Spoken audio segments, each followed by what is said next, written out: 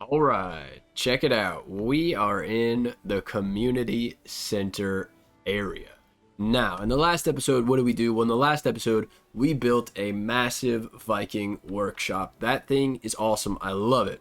But you know what that did? Is that actually got me excited to build some larger things in this server. So my plans are to move out of here within the next video or two. But what do I want to do before I move out of here? Well, I want to finish the place up. And there's really no room for like larger builds here anymore, like the workshop. But there is room for improvement. And so that's what I want to focus today's video on, is just improving the community center area. I've got three things I want to do. Number one, I want to fill the large empty areas with kind of like a well or a pagoda or a sitting area. Number two, I want to spruce up the walls and actually add a section where you can like walk on top of the walls with a roofed thing. And number three, I want to add a farm to the community center. Now there's already a farm. It's extremely functional and there's nothing wrong with it at all, but I want to make it look super nice. So what I'm going to do is, you can see there's like a change in elevation right down there. I think that's perfect. I'm going to create like a multiple tiered farm going up a hill, just taking advantage of that elevation change right there, so I can grow a couple different crops on a couple different elevations. So that's kind of my plan for today. Number one, I want to actually do the walls. Let me show you something really quick. Check out the walls. Very plain walls up here, down here. You can see it's just a very plain wall. It's just functional. It's just to kind of keep the majority of things out and kind of frame out our like little territory that we live in over here. So I'm just gonna, I'm gonna get to work on the wall. I'm gonna add a little walking section all the way along it. I'll be back in a little bit with an update. Look at my dude. Looking legendary right here. We got the sun rays coming in behind him. Got this like hero pose on the top of this rock. Look at this guy. Alright, check it out. We have walls. This is wall number one. It's the smallest. You have wall number two, which is a little bigger, and wall number three, which is the largest. Let me show you guys these walls. They're pretty sweet, but let me tell you, it took me half a day to make these walls. A little more complicated than I originally intended. I'll explain why. We've got three reasons why. First of all, you have changes in elevation are tricky. Second, you have changes going from left to right, curving. That's tricky. But third, the most important thing here, the most like complex thing about this wall is this right here. You can see these beams. When I put the camera here, you can see they're actually sticking out fully from the wall. These are all free placed beams, and I'll show you in the front. You can see they're all free placed beams. Now, first of all, this is really nice because it looks really cool. It creates a really nice structure for the wall to be like framed out like this, and it just looks like a tough wall. But the other reason why it's really important to free place these is because of this. Check it out. When you free place these on the outside, you get all this room in the center to move around. Gives you a lot of room, makes it a lot easier to shoot targets here, and makes it a lot easier to actually travel up and down the wall. Really nice addition. Highly recommend doing that if you're trying to build a wall. Free place them, but it's tricky though. Like, you have to line up these free places with the free places in the front, basically like you're eyeballing it. It's tricky. It takes a little time, but you'll get better at it as you go, I promise. The second wall, you're going up in elevation a lot, so this one turned out really cool. I'll take you guys along this one. Check this out. Love how this one came out. We curve to the right here, and then we keep going up. Love that.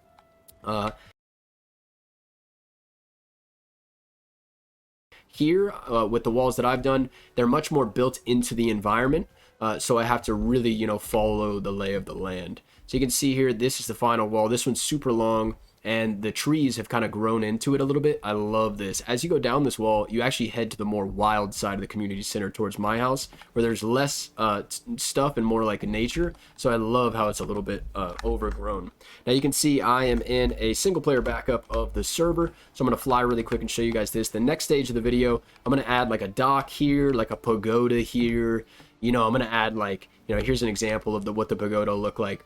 I can add like sitting areas, like a little bench. I can add lamp posts, maybe road signs, add a little well right here. I'm just going to add a bunch of little details all around just to spruce the place up a bit and fill the open spaces. And then I'll give you guys an update, and then we'll be moving on to building the multiple tiered farm right here. Alright, time for an update. Now, I've added stuff all over the place. So this is going to be a really cool update. Check it out. First of all, we have kind of like, you know, like just like an intersection, kind of like in a village or something that it would be, you know, I don't know. I'm picturing something almost like the Shire, you know, like in Lord of the Rings. Like I don't know. This is like, this little intersection here gives me a lot of like little cozy vibes. You know what I mean? I love this. You can see I connected up the road to the walls. Nice little addition there to the road. And then the road just kind of leads, you know, all around where it is needed. You know, there were so many roads coming together here. I thought it'd be cool to have something kind of in the center. So I added this lamppost design here. You know, we got the iron pole in the center. Nice little covering over the top that is supporting these braziers here. I think braziers, in my opinion, were the best idea for a lamppost. I don't know, maybe there's other ideas you could do, but I thought that these would look the coolest. So that is kind of my little intersection here. You can see I added a bunch of beehives out front of the main community center. I love this. Nice little touch, I think. And then right here we've got a well. Now, you know, I don't know, nothing special, just a simple well. Little deer head trophy up on the top, some iron bars, and, you know, a little bit of crystal on the inside to seem like water. That was hard. It kind of works, it kind of doesn't. I mean, like if you're like sprinting by full speed, you see what I'm saying, it kind of looks like water. But if you're like actually looking right at it and you can see like the blocks, it looks kind of terrible, not gonna lie. But I don't know, creative little idea there. You know, and over here we've got some log piles next to the bonfire. I thought that kind of made sense, you know, the fuel for the fire. Over here we have the workbench that I forgot to pick up. Whoops. And right here we have some log piles. I wanted to show you these because, you know, I added some log piles here and there just to add a little bit of extra detail, you know, just to fill in the spaces. There's nothing really like fancy about using a log pile, but I think like right here I had a bench, and then, you know, I had this like open area back here, and I just thought that the log pile was just a nice little touch. And so you'll see those scattered around. Take you guys down here and show you the well. This is the same well as that one, but what I really want to show you is the road sign. Check this out. We've got Portal House and Home Hinge on the right, and TFG's house down to the left, and you can see even Workshop down that way. Now you might be wondering, you know, Portal House, that's where the portals are, but Home Hinge, what is that? Well, I actually haven't said the name of this thing in a while. This is like our little home here in the middle of the community center.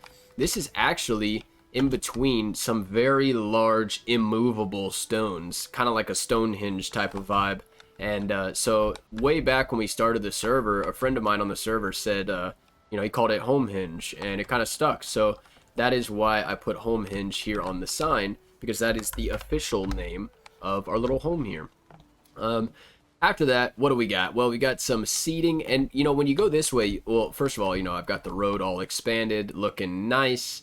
But when you go this way, what you're going to find is a lot of nature. This is kind of where the community center gets a little more wild, and you've got a lot of bench. Oh my, why did that just scare me so bad?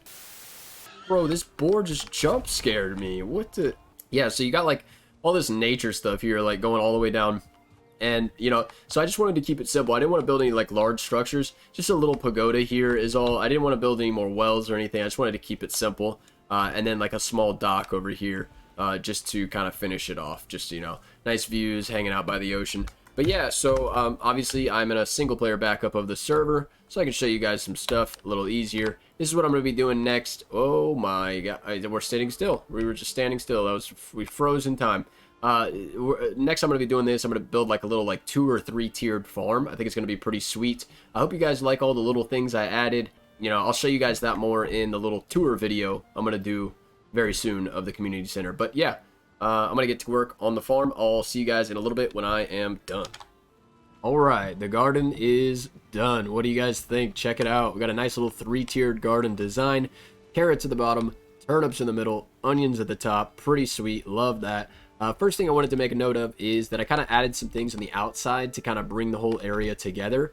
I added in a beech tree here, and I placed a storage cart on the side. Storage carts I feel like look really cool next to gardens or farms because they kind of look like they could be like moving vegetables around or something like that. Over here I lowered this stone wall because it was really just here to prevent monsters from coming in. I haven't seen any in a while. And I added some grass, and I added a nice little birch tree. Right here, you might not have noticed this dock. I actually added this when I added the walls at the beginning of the episode. This is for the longships. We parked the long ships here because that bridge I built, only the carve ships can actually go under it and park at the port. So the long ships we park here. In hindsight, I probably should have backed it in now that I think about it, but too late. The garden. What did I do with the garden? A lot of things worth mentioning. First of all, you've got these fences. Now these, if you look in the front here, this is how it normally looks, kind of open. But if you overlap them, you can see I overlapped them right here. You can conceal that completely. I just did it quick because, you know, nobody's going to notice that. But what the important thing here is that you overlapped them and you get all this extra wood. And I think it looks really good. That's the look I was going for. So yeah, that's definitely worth noting. And then also we have... check this out. I love how these walls came in and they kind of feel like they're containing each section of the garden, like containing the soil. I don't know. I really love how this came in. A tiered farm is absolutely possible in Valheim. So if you haven't tried it yet, I highly recommend trying it. You could try something like I did or try your own thing, you know, whatever you want to do. Another thing worth mentioning is kind of how I did the front here. The front here is actually what determined the size of the plots.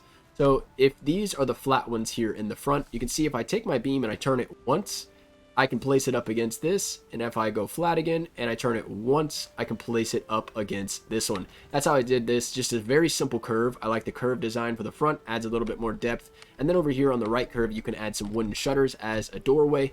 And you can place a staircase on both sides so you can easily get in and out. Now the wooden shutters, super optional, full transparency.